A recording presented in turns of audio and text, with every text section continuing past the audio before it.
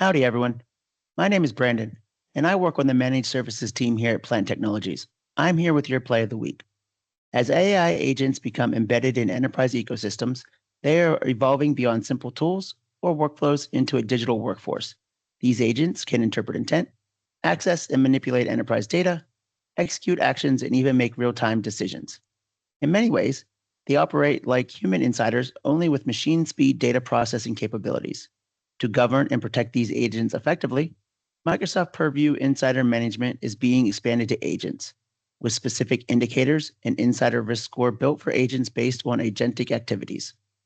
Microsoft Purview Insider Risk Management correlates various signals to identify potential malicious or inadvertent insider risks, such as IP theft, data leakage, and security violations.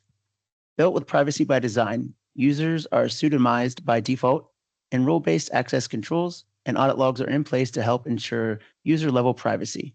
Coming in January 2026, Insider Risk Management will enable users to create policies based on their own internal policies, governance, and organizational requirements.